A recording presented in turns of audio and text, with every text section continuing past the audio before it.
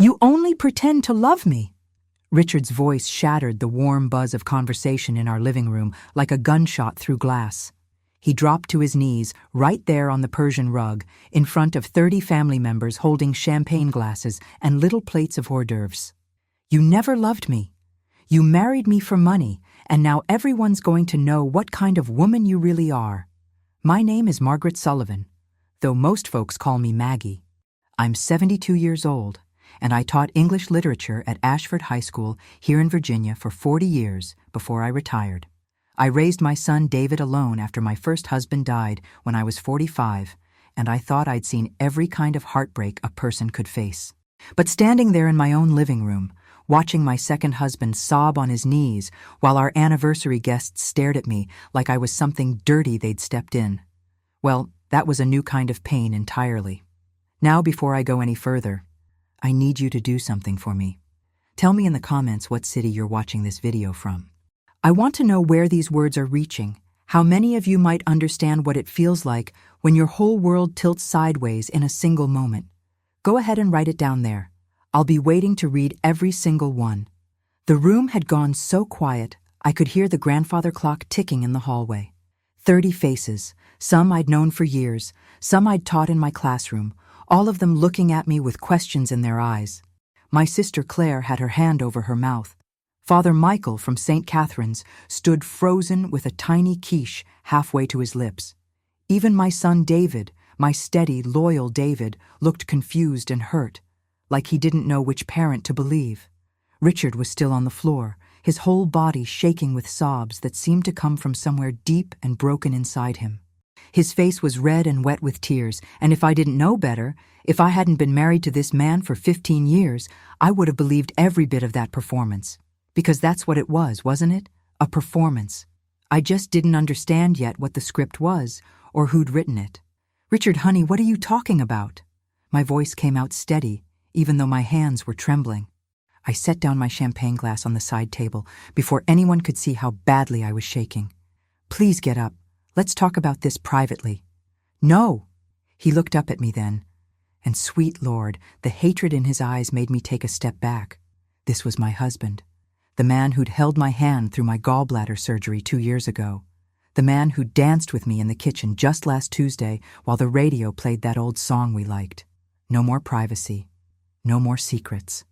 "Everyone needs to know what you've done to me." "What I've done," I repeated, and I heard my teacher voice coming out, that calm, measured tone I used to use when a student was having a meltdown in class. "Richard, I don't understand what's happening right now." That's when Patricia stepped forward from the crowd. My mother-in-law, Richard's mother. She'd been standing near the fireplace, and I realized now she'd been watching everything with those cold blue eyes of hers, waiting for her moment. She was wearing her navy suit, the expensive one she saves for church and funerals, and occasions when she needs to look important. Her silver hair was perfectly styled, not a strand out of place despite the August heat. "Don't play innocent with us, Margaret." Her voice cut through the room like ice water. "We know everything. The accounts, the transfers, the forged signatures." She put her hand on Richard's shoulder, a gesture that looked maternal and protective, but somehow made my skin crawl. My poor boy. He's been living with a thief. The word hit me like a slap. Thief. She'd called me a thief in my own home, in front of my family and friends, and the worst part was that people were starting to nod. I could see it happening, see the doubt creeping into their faces. Because Patricia Sullivan had lived in Ashford her whole life. Her family had money, influence, respect. And me? I was just a school teacher who'd married her son 15 years ago when I was 57 and he was 49.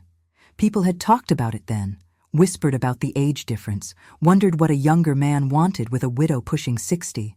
"That's not true," I said, but my voice sounded weak even to my own ears. "Patricia, Richard, please. Whatever you think I've done, we can sit down and talk about this like adults, not like this, not in front of everyone." "Oh, she wants to talk now." Patricia's laugh was brittle and sharp. "After years of stealing from my son, draining his accounts, forging his name on documents, my attorney has seen everything, Margaret, everything." My heart was pounding so hard I thought I might faint. "Attorney? Documents? What was she talking about? I looked at Richard, searching his face for some sign of the man I'd married, but he wouldn't meet my eyes anymore. He just stayed there on his knees, crying into his hands like his world had ended.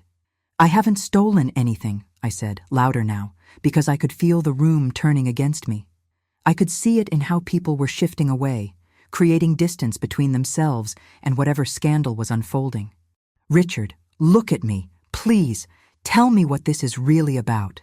You know what it's about.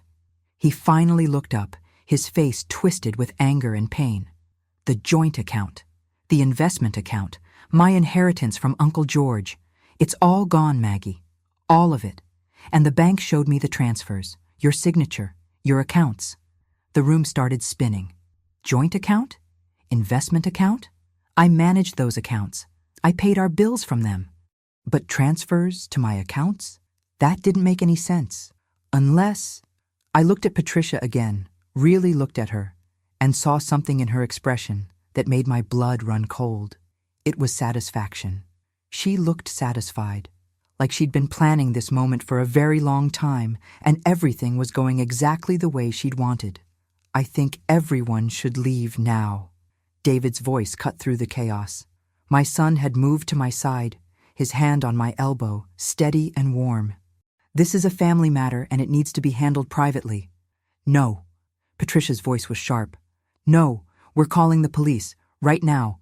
I will not let this woman destroy my son any longer. She pulled out her phone, holding it up high so everyone could see she was serious. The room erupted in shocked whispers and gasps. Someone near the door started crying. I heard Claire say my name, her voice breaking, and that's when I reached into my purse. My hand was steady when I reached into my purse, even though everything inside me was screaming. 30 people held their breath, waiting to see what I'd pull out.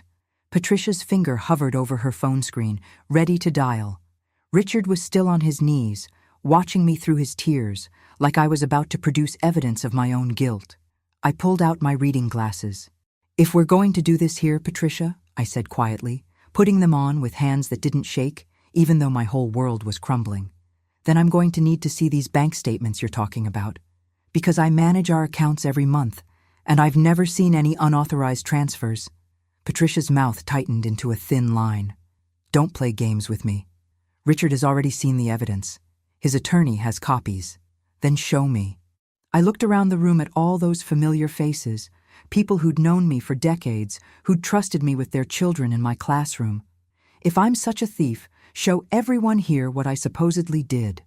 "Maggie, please," Richard whispered from the floor. "Don't make this harder than it already is. Just admit what you've done. Maybe we can work something out if you just tell the truth." Work something out? I stared at my husband, at this man I'd shared my bed with for 15 years, and felt something crack inside my chest.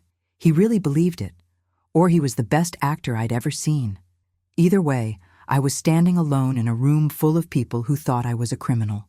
"I want everyone to leave," I said, and my voice came out stronger than I expected. "Right now, this party is over. You can't just throw everyone out," Patricia said. "This is as much Richard's house as it is yours."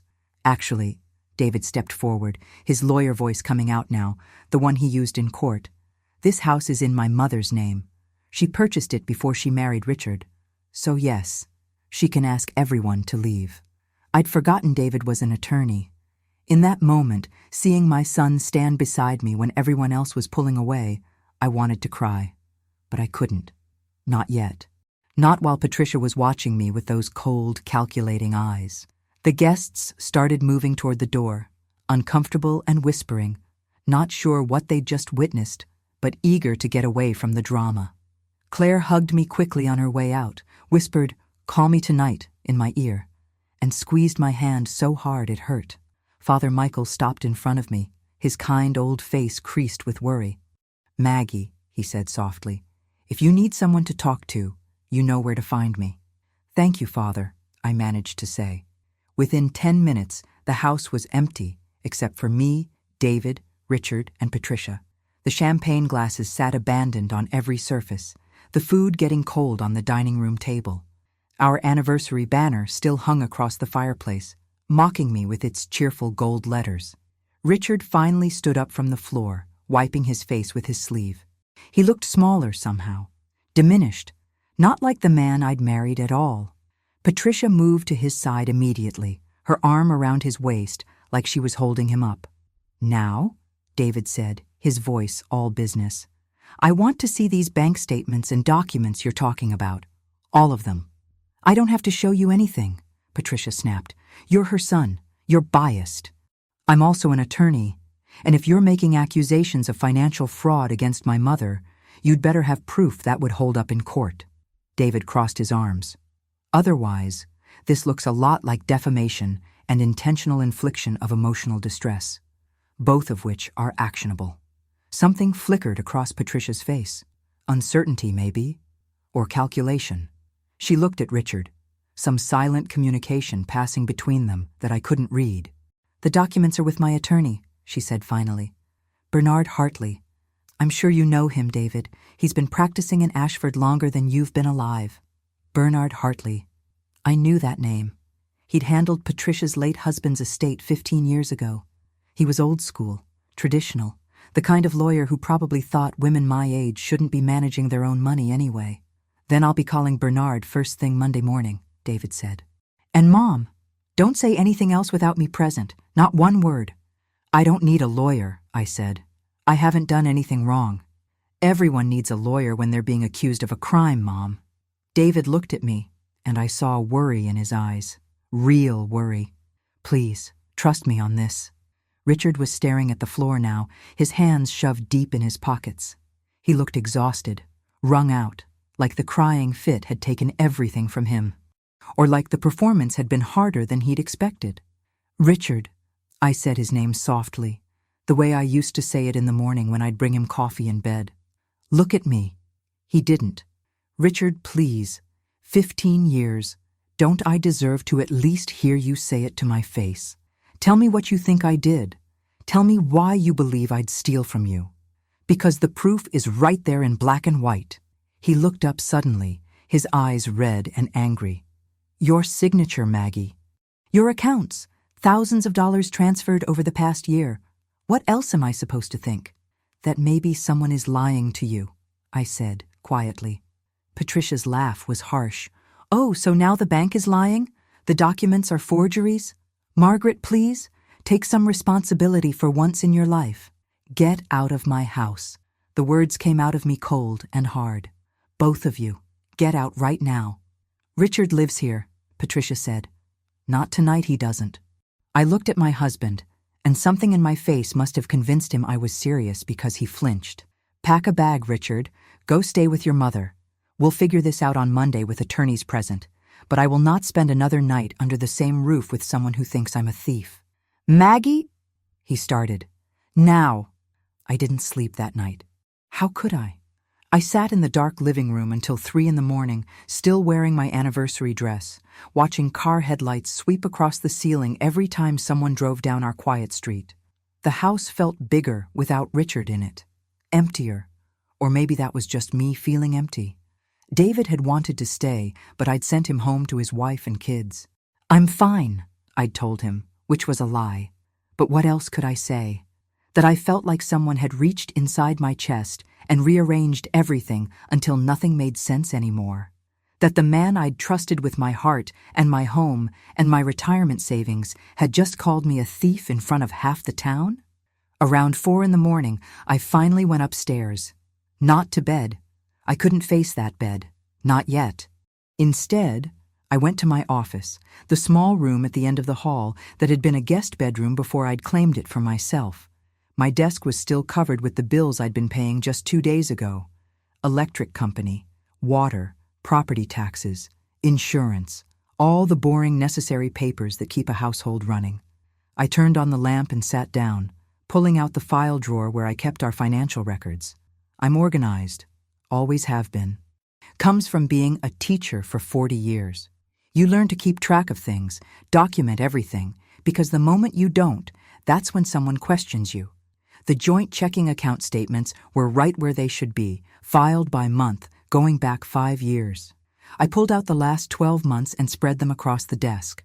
My reading glasses were still perched on my nose from the party, So I started reading. Every transaction, every check, every automatic payment. Nothing looked wrong. Electric bill on the 15th of each month. Mortgage payment, even though the house was paid off. We'd taken out a small equity line last year when Richard's business had a rough quarter. His truck payment, my car insurance, grocery store charges that I recognized because I'm the one who did the shopping. The Italian restaurant where we had dinner every Friday night. I went through 6 months of statements and didn't find a single transfer to any account I didn't recognize. No large withdrawals, no suspicious activity at all. So where was Patricia getting her information? The investment account. Richard had mentioned an investment account. I opened my laptop and logged into our accounts online, something I did every week just to keep track of things. The joint checking was there, balance exactly what I expected. Our savings account, untouched. But then I saw it. An account I didn't recognize. Sullivan Investment Portfolio it was labeled, and when I clicked on it, my stomach dropped. The account had been opened 14 months ago with a deposit of $75,000. I stared at that number, my mind racing. $75,000. That was almost exactly the amount Richard had inherited when his Uncle George died 2 years ago. He told me he wanted to invest it, grow it for our retirement. I'd agreed, told him to work with a financial advisor, make it grow. But this account showed my name as a joint owner. I scrolled through the transaction history, my hands starting to shake now. Regular transfers out, $2,000 here, $3,000 there, $5,000. All marked as transfers to M. Sullivan personal account. All dated and time-stamped, all supposedly authorized by me. Except I'd never seen this account before in my life. I grabbed my phone and pulled up my banking app, checking my personal account, the one I'd had since before I married Richard. The account where I deposited my pension check each month. The account I used for my personal expenses, my book club dues, gifts for David and the grandkids, my donations to St. Catherine's. The balance was normal, maybe a little higher than usual, but nothing dramatic. I checked the transaction history and felt the room start to spin. There they were. Deposits matching every single withdrawal from the investment account. $2,000, $3,000, $5,000. All marked as transfers from R. Sullivan investment account. All dated within the last 14 months. But I hadn't made those transfers. I hadn't even known the investment account existed. Someone had set me up. I sat back in my chair, my heart pounding so hard I could hear it in my ears. This was sophisticated. This wasn't just Richard getting confused or Patricia telling lies. Someone had created an investment account in both our names, transferred money out of it into my personal account, and made it look like I was stealing from my own husband. The question was who and why. My phone buzzed on the desk, making me jump. A text message from Richard. "I'm sorry about tonight. I didn't want it to happen that way, but Maggie, the evidence is real. Please just tell me the truth. We can fix this if you're honest with me." I stared at that message for a long time. The man I'd married would never have texted me something like that. The man I'd married would have trusted me, believed in me, given me the benefit of the doubt. But that man had disappeared somewhere along the way, replaced by this stranger who thought I was capable of stealing from him. Or maybe he'd been a stranger all along, and I'd just been too blind to see it. I didn't text him back. Instead, I took screenshots of everything. The investment account, the transfers, my personal account showing the deposits I hadn't made.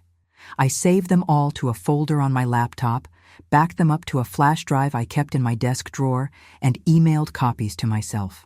If someone was setting me up, I was going to need proof. Real proof. Not just my word against theirs. The sun was starting to come up outside my window, painting the sky that soft pink color that usually made me happy. But this morning, all I felt was cold and determined, because whoever was doing this to me had made one critical mistake. They'd forgotten that I spent 40 years teaching teenagers how to spot the difference between truth and lies, between real evidence and manufactured stories. And I'd gotten very, very good at it. Sunday morning, I got dressed like I was going to church, because I was. Not because I felt particularly holy, but because in a town like Ashford, missing Sunday service after the scene at your anniversary party would be the same as admitting guilt. People talk, and I needed to show them I had nothing to hide. I put on my navy dress, the one with the pearl buttons, and my good shoes, fixed my hair, put on lipstick, looked in the mirror, and barely recognized the woman staring back at me. She looked tired, older than 72. But she also looked determined, and that was something. St. Catherine's was packed, like it always was for the 10 o'clock service. I walked in alone, holding my head high, feeling every eye in that church turn toward me. The whispers started immediately, that soft rustling sound like leaves before a storm. I found my usual pew, third row from the back on the left side, and sat down. Claire slid in next to me 30 seconds later, taking my hand and squeezing it hard. She didn't say anything, didn't need to, just sat there beside me like we were kids again and someone had been mean to me on the playground. My sister, always there when it counted. Father Michael's sermon that morning was about forgiveness, about how we're all sinners, how we all make mistakes, how God's grace is bigger than our failures. I wondered if he'd chosen that topic because of me, because of what happened last night. Probably. In a small town, even the priests know everyone's business. But I wasn't interested in forgiveness right now. I was interested in truth. After the service, people avoided me. They smiled politely if they had to walk past me, but no one stopped to chat. No one asked how I was doing. Even Mrs. Henderson, who I'd taught alongside for 20 years, suddenly remembered she had somewhere else to be when she saw me coming. "Let them talk," Claire said, as we walked to the parking lot. "People in this town have always loved a good scandal. This isn't a scandal, Claire. This is someone destroying my reputation on purpose." I unlocked my car, then turned to look at my sister. "I need your help. Anything. You know that. I need you to tell me the truth about something." I took a deep breath. "Have you noticed anything different about Richard lately? The last few months? Has he seemed strange to you?" Claire bit her lip, that thing she does when she's trying to decide whether to say something uncomfortable. "Maggie, I didn't want to say anything because you seemed happy, but yes, he's been different. Distant, maybe? And he's been spending a lot more time with Patricia." "How much more time?" "He has lunch with her every Tuesday. I've seen his truck at her house. And sometimes on Thursday afternoons, too." Claire's voice got quieter. "I thought maybe he was just being a good son. Patricia's been alone since George died, and Richard's her only child. But now, after last night, I don't know what to think. Tuesday lunches, Thursday afternoons, regular meetings I knew nothing about. While I was home paying bills and managing our accounts, Richard was spending hours with his mother. Planning this? Had they been planning this together? "There's something else," Claire said. "About 3 months ago, I ran into Bernard Hartley at the grocery store. Patricia's lawyer? He mentioned he was handling some delicate family matters for the Sullivans. Said it with that tone lawyers use when they want you to know they know something important, but can't tell you what it is. 3 months ago."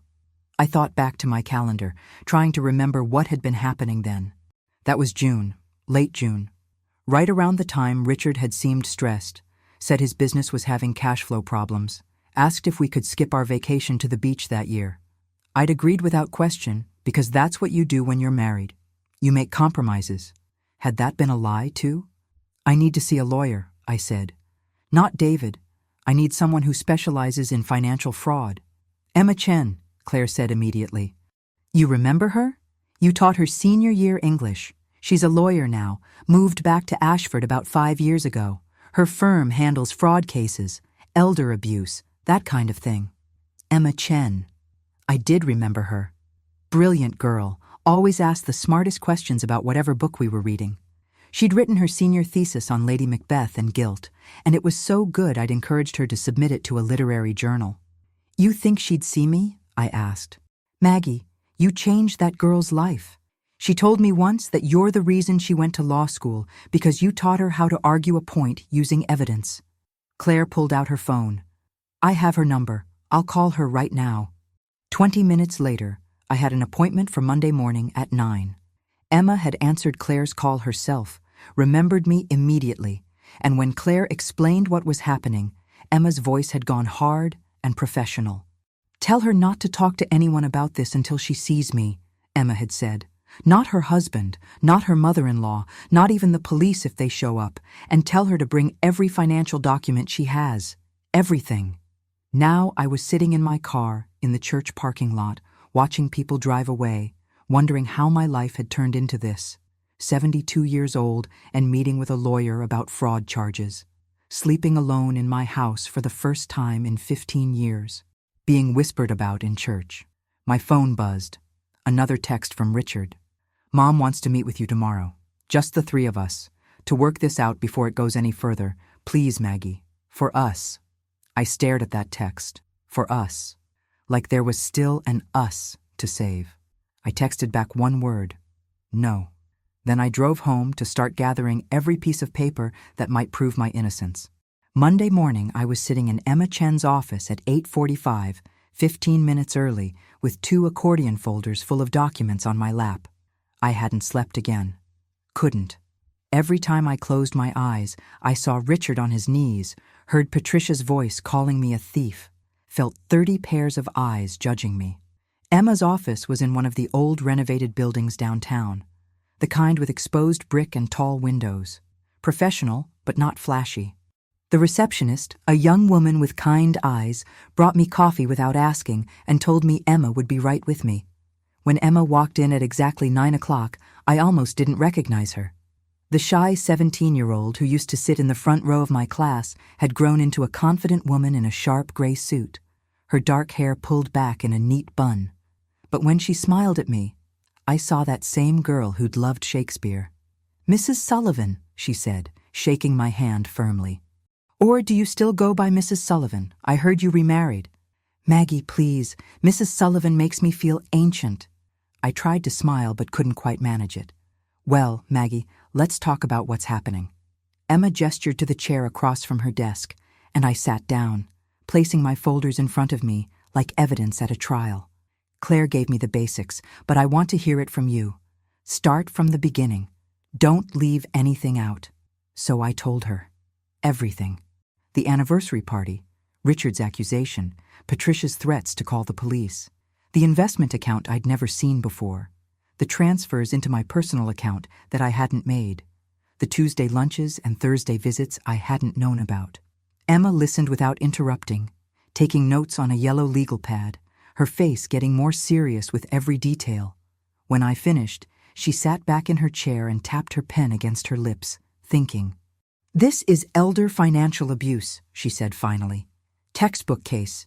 They're setting you up to look like the abuser when in reality, they're the ones committing fraud. But how?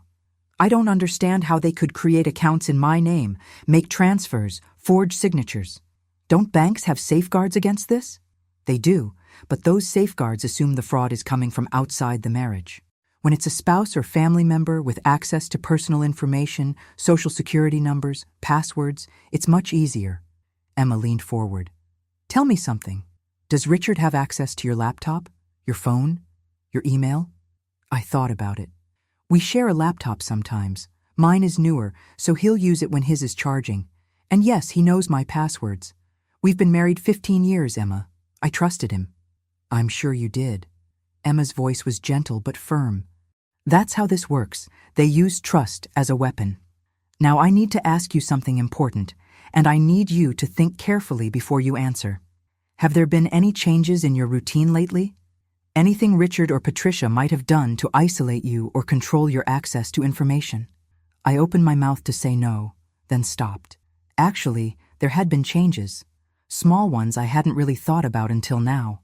"Richard started handling all the mail about 6 months ago," I said slowly. "He said he'd take care of it since I was busy with my book club and volunteering at the library. I thought he was being helpful.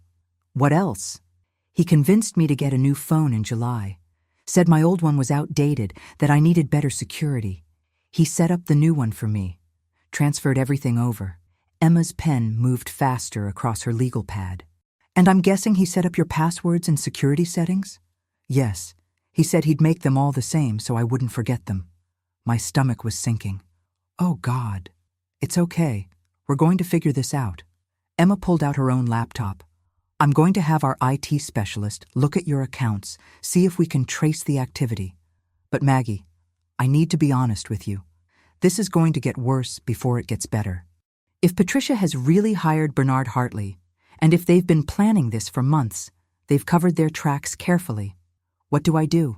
First, we document everything.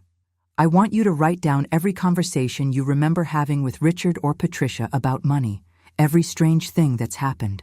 Every time you felt confused or questioned yourself. We need a timeline. Second, we freeze all your accounts today. Joint accounts, personal accounts, everything.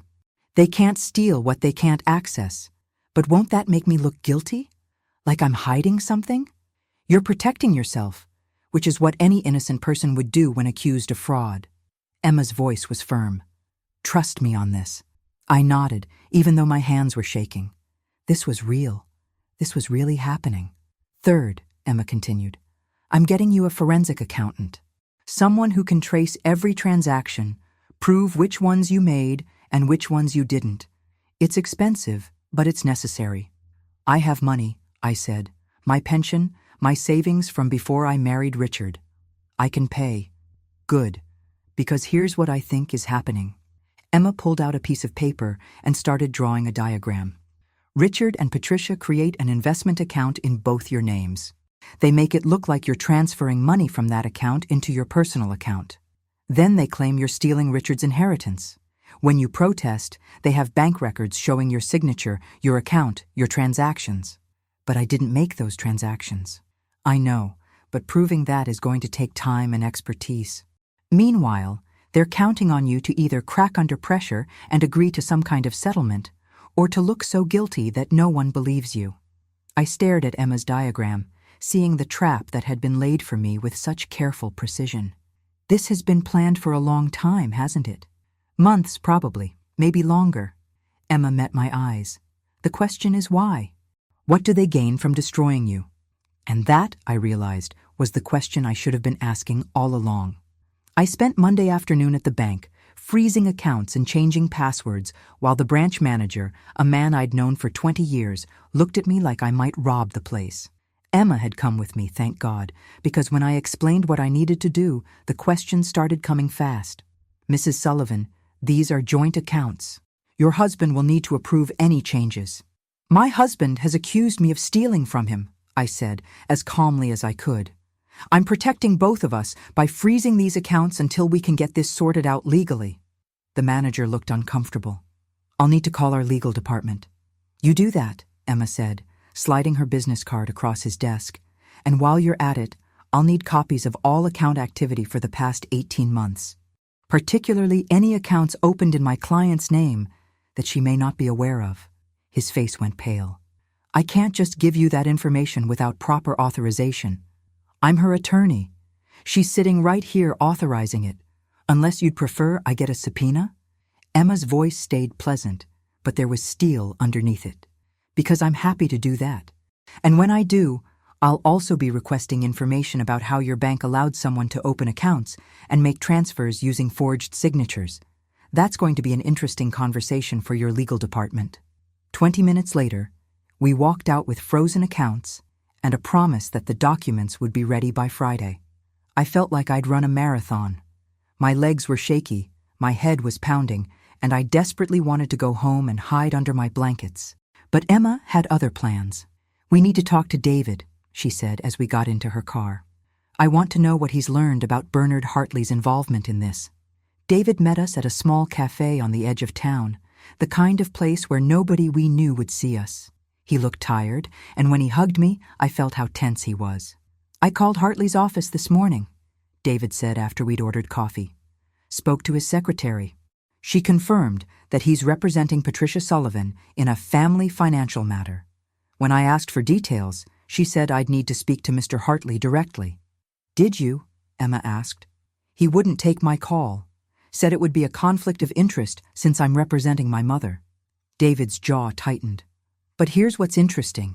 I did some digging into Hartley's recent cases. He specializes in estate law, probate, that kind of thing.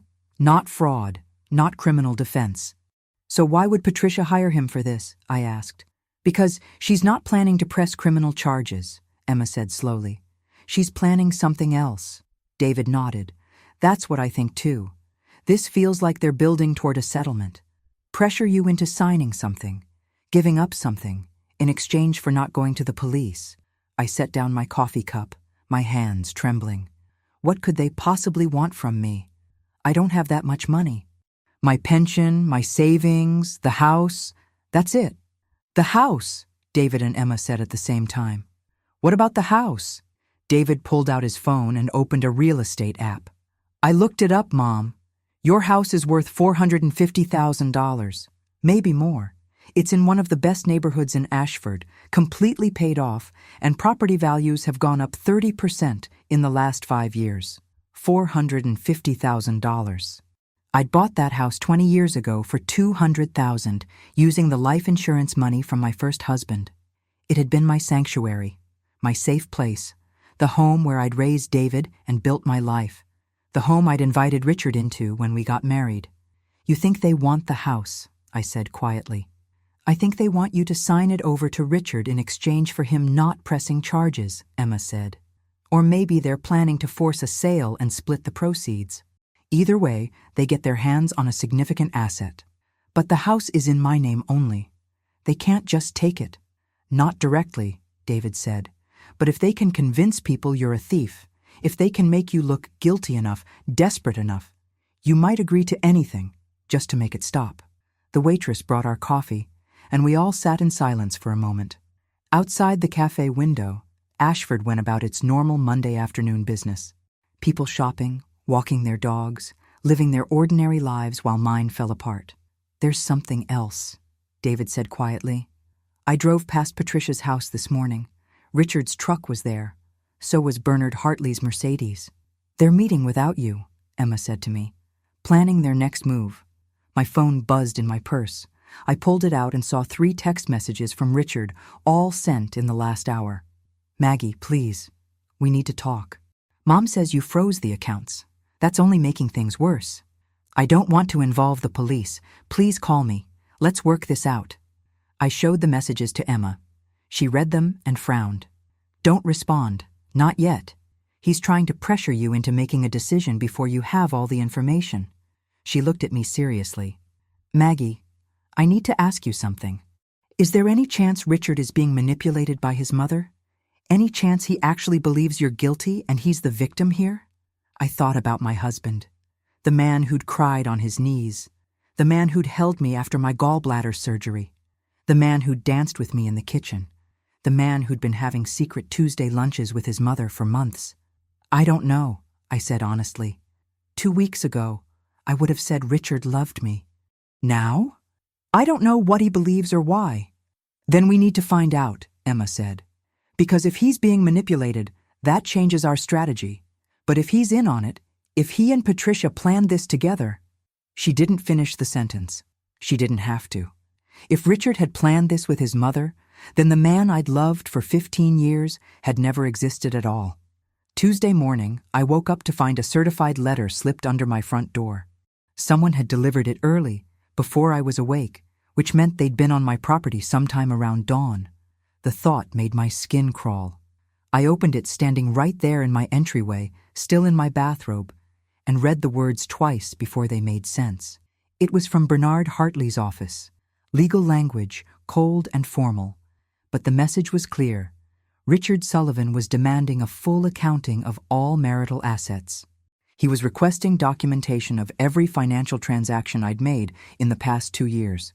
And he was proposing a voluntary separation of assets to avoid further legal complications. Translation: give him what he wanted, or this would get uglier. I called Emma immediately. Don't touch anything, she said. I'm coming over right now. She arrived 30 minutes later with a younger man I didn't recognize. He was carrying some kind of equipment case.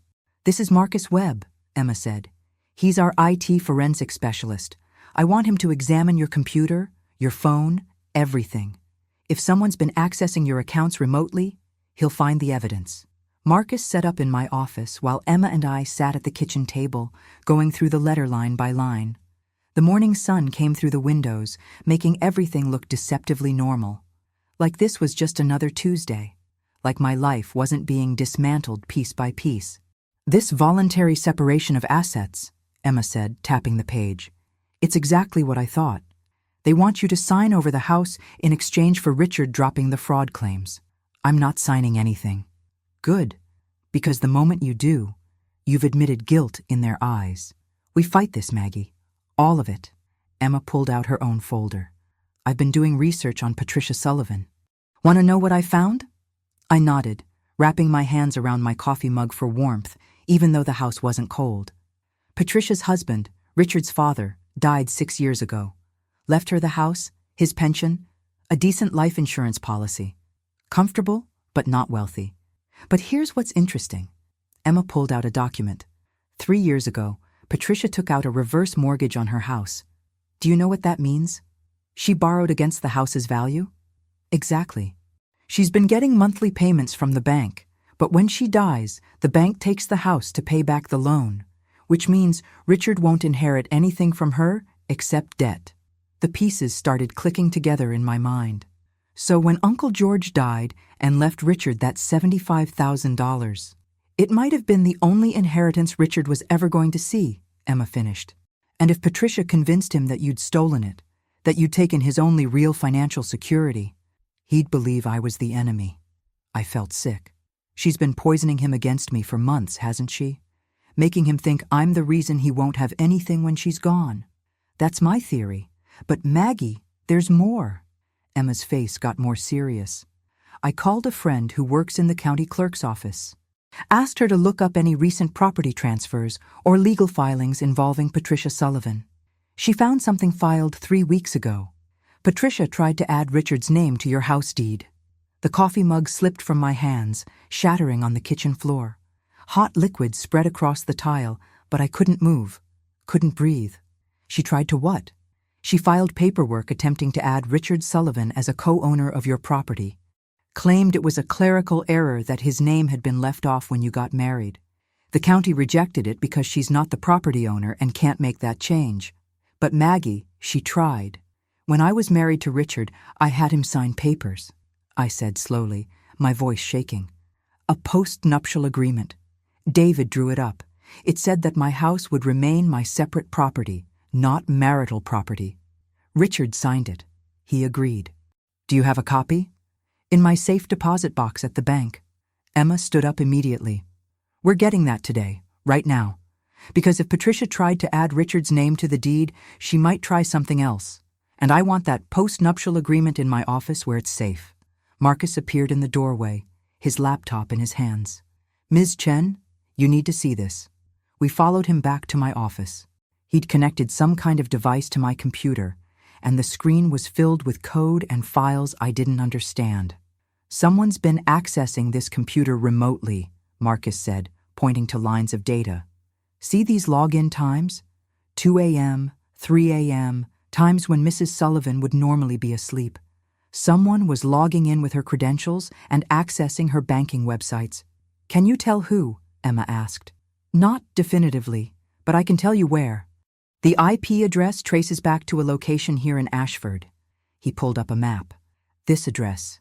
I looked at the screen and felt the world tilt. It was Patricia's address. They've been in my computer for months, I whispered. Making transfers, accessing my accounts, making it look like I was stealing when they were the ones.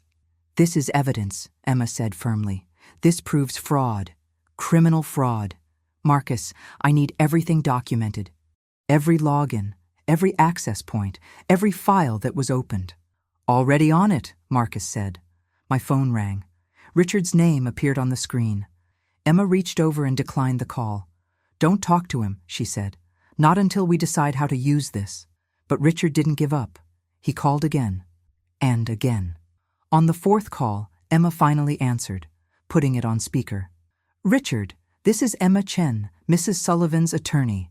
She's asked me to handle all communications with you from now on. There was a pause. Then Richard's voice, strained and desperate. Emma? From high school? What are you doing with Maggie? Protecting her from fraud charges that we can now prove are false.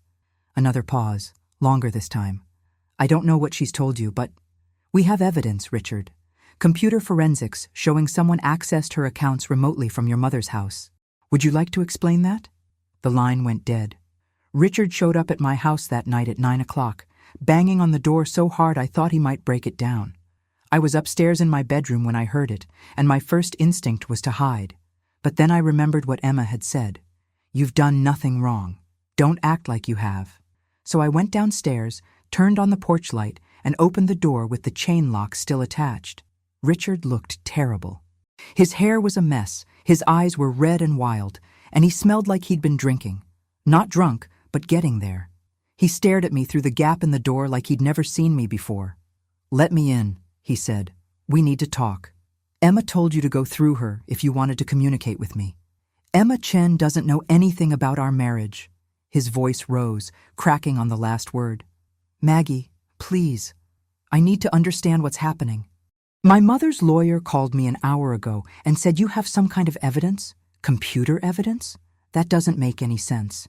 "It makes perfect sense, Richard. Someone's been accessing my computer remotely from your mother's house, making transfers, forging transactions, setting me up to look like a thief. Would you know anything about that?"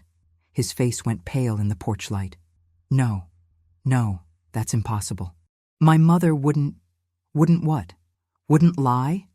Wouldn't manipulate you? Wouldn't try to steal my house?" I kept my voice steady, even though I was shaking. "She tried to add your name to my deed, Richard, 3 weeks ago, without my knowledge or permission. You're lying. County clerk's office has the paperwork. You can check for yourself." I started to close the door. "Go home, Richard, or go to your mother's house. I don't care which, but you're not coming in here." "Wait!" He put his hand on the door, and for a second I was afraid he might try to force it open. But he didn't. He just stood there looking lost. "Maggie, I swear to God I didn't know about any computer access. I didn't know she tried to change the deed. She told me you were stealing from me. She showed me bank statements with your signature. Forged signatures, Richard. Created while someone was logged into my computer from her house. But why would she do that? Why would my own mother lie to me?" I looked at my husband through that narrow gap in the door, and I felt something break inside me. Because he really didn't know. I could see it in his face. Patricia had played him just as much as she'd tried to play me. Maybe more. "Because she's broke," I said quietly. "Because she took out a reverse mortgage on her house, and you're not going to inherit anything when she dies. Because that $75,000 from Uncle George was probably the only money you were ever going to see from your family. And because I have a house worth $500,000 that she thought she could get her hands on." Richard stumbled backward like I'd hit him. No, she wouldn't. "Call the bank, Richard. Ask them about the reverse mortgage. It's public record." I started to close the door again. "And when you're done, you need to decide whose side you're on. Because right now, you're helping your mother commit fraud, and I've got evidence that proves it. Maggie, please." I closed the door and turned the deadbolt. Stood there in my entryway listening to him call my name 3 more times before he finally left. I heard his truck start up, heard him drive away, and only then did I let myself slide down to the floor and cry. Not for him. Not anymore. I cried for the life I'd thought I had. For the 15 years I'd given to a marriage that had been built on sand. For the version of myself who'd trusted someone enough to let them into her home and her heart. My phone rang. David. "Mom, are you okay?" "I just got a call from Richard. He's losing it." "What did he say?" "Something about computer evidence and reverse mortgages and not knowing what to believe anymore. He wanted me to tell him if you were lying about the county clerk records." David's voice was tight with anger. "I told him to check himself, and then I hung up on him." "Good. Mom, Emma called me tonight. She wants to go to the police tomorrow. File charges against Patricia for fraud, identity theft, unauthorized computer access. She says we have enough evidence now." I closed my eyes, leaning my head back against the door. Police. Charges. This was really happening. "What do you think I should do?" "I think you should let Emma do her job. I think you should stop protecting people who hurt you. And I think it's time Patricia Sullivan learned she can't destroy people without consequences." David's voice softened. "Mom, you taught me my whole life to stand up for what's right. Even when it's hard. Even when it hurts. That's what you need to do now." He was right. Of course he was right. "Okay," I said. "Tell Emma to file the charges." "There's one more thing." David hesitated. "If we do this, If we press charges, it's going to get ugly. Patricia will fight back. Richard might too, if she convinces him we're lying. The whole town will be talking about it. Are you ready for that? I thought about the whispers in church, the way people had avoided me, the broken pieces of my reputation already scattered across Ashford. What did I have left to lose? I've spent my whole life being respectable, I said. Being the good teacher, the good wife, the good woman who never made waves. And where did it get me? Accused of fraud in my own living room, while people I've known for decades looked at me like I was garbage. Mom, I'm done being good, David. I'm ready to be right. Tell Emma to file the charges first thing tomorrow morning. After we hung up, I went upstairs and opened my laptop, found the folder where I'd saved all my screenshots and documents, added notes about everything that had happened today, every call, every visit, every threat. If this was going to be a war, I was going to document every battle, and I was going to win. Wednesday morning, Emma filed charges with the Ashford Police Department. Detective Sarah Morrison, no relation to my friend Linda, met with us in a small gray room that smelled like old coffee and disappointment. She was younger than I expected, maybe 40, with sharp eyes that didn't miss anything. Mrs. Sullivan, she said, after Emma laid out the evidence, I need to ask you some direct questions, and I need honest answers, even if they're uncomfortable. Go ahead. Did you give anyone permission to access your computer remotely? No. Did you make these transfers from the investment account to your personal account? No. I didn't even know the investment account existed until 3 days ago. Did you attempt to hide assets or deceive your husband about finances? Never. I managed our household accounts transparently. I have 15 years of filed taxes, bank statements, receipts, everything documented. Detective Morrison looked at Marcus's forensic report, at the IP addresses, at the timeline Emma had constructed. She was quiet for a long time, her finger tracing the pattern of computer access from Patricia's house. This is good evidence, she finally said. Really good. But I need to tell you something. Bernard Hartley called our department yesterday, said his client, Patricia Sullivan, wanted to report suspected elder financial abuse. Against you. The room went silent.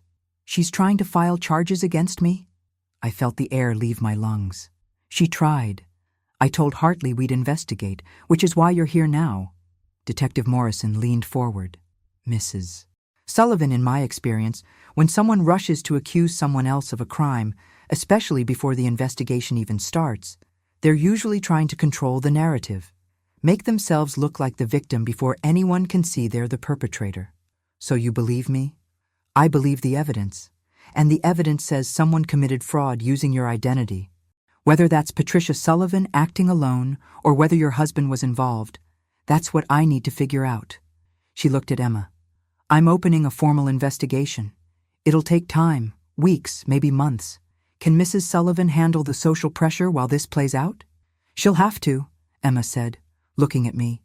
Can you?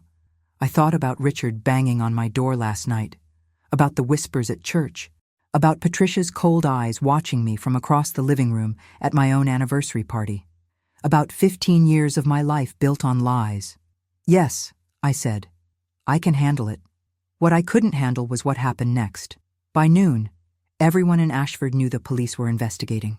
Small towns have no secrets, especially when lawyers and detectives start asking questions.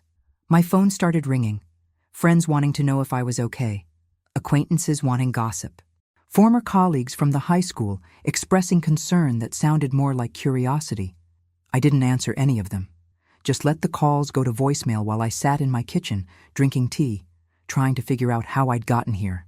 Around 2 o'clock, someone knocked on my door. Not Richard this time. When I looked through the peephole, I saw Patricia. She was alone. Dressed in a cream-colored suit, pearls at her throat, looking every inch the respectable widow she'd pretended to be for years, but her face was different, harder. The mask was slipping. I opened the door but didn't invite her in. Margaret, she said, like we were old friends. I think it's time we talked, woman to woman, without lawyers and police getting in the way. I have nothing to say to you. Really? Because I think you do. She smiled, and it was the coldest thing I'd ever seen. You think you're very clever, don't you? Going to the police with your little computer evidence. But you're forgetting something important. I've lived in this town my entire life. My family built the hospital wing. We endowed the library. Everyone knows me. Everyone respects me. And no one's going to believe that I committed fraud. They're going to believe that a desperate older woman, facing the end of her marriage, made some bad choices and is now trying to blame someone else. Patricia's voice was smooth as silk and twice as dangerous. That's the story people want to hear. The story that makes sense to them. Get off my property. I'm trying to help you, Margaret. Truly. If you drop these ridiculous charges, agree to a quiet divorce, sign over half the house to Richard, we can all move on with our lives. No scandal, no police investigation, no ugly trial where everyone learns about your failed marriage. You mean no consequences for you. Patricia's smile widened. I'm offering you a way out. Take it. Because if you don't, I will destroy you. I'll make sure every person in this town knows you stole from your husband. I'll testify in court about how manipulative you were, how you isolated Richard from his family. I'll paint such a picture of you that even your own son will question what he believes. Are you done? Not quite. She pulled an envelope from her purse. These are the papers. Divorce settlement, house sale agreement, everything already drawn up. All you have to do is sign, and this nightmare ends. I took the envelope. Patricia's smile turned triumphant. Then I tore it in half, and half again. Let the pieces flutter to my porch. You made a mistake, Patricia, I said quietly. You thought I was just some weak old woman you could push around. You thought I'd be too scared or too tired or too worried about my reputation to fight back. But you forgot something important. And what's that? I spent 40 years teaching teenagers. Do you know how many entitled, manipulative bullies I dealt with?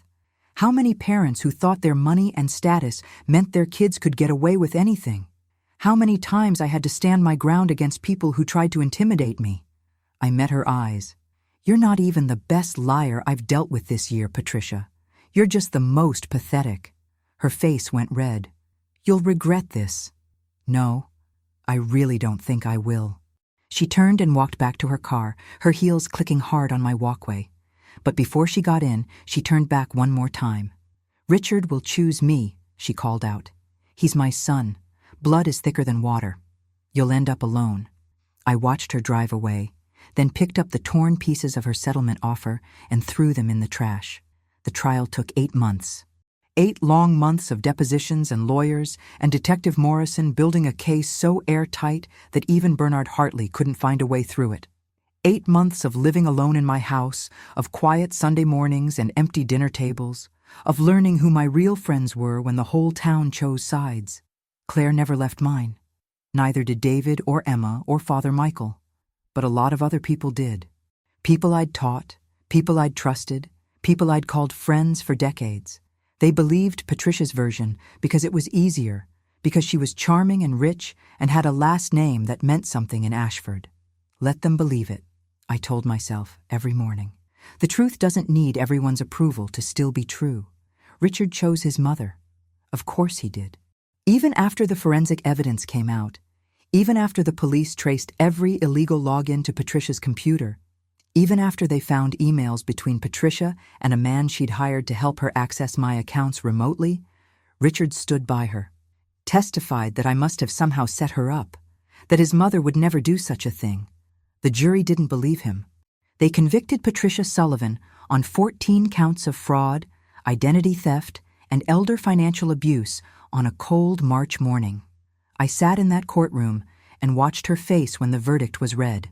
She didn't cry, didn't show remorse, just stared straight ahead like this was all somehow beneath her dignity. The judge gave her 4 years in prison and ordered her to pay full restitution. Every penny she'd stolen, plus damages, plus my legal fees. When they let her out of the courtroom in handcuffs, she looked at me one last time, still defiant, still convinced she'd done nothing wrong. Richard sat in the back row, his head in his hands. I almost felt sorry for him. Almost. Our divorce was finalized 2 weeks later. He didn't contest it, didn't ask for anything, just signed the papers and walked away from 15 years like they'd never happened. I heard later that he'd moved to Richmond, started over somewhere nobody knew his mother's name or his wife's story. I hope he finds peace there. I really do. because despite everything, I don't hate Richard Sullivan. I pity him. He was his mother's victim long before he ever became mine. Now it's been a year since that anniversary party. 1 year since my world fell apart, and I had to decide whether to stay broken or build something new. I chose new. I still live in my house on Maple Street, the house that's mine, that was always mine, that no one can ever take from me now. I've turned Richard's office into a reading room with a big comfortable chair and shelves full of books.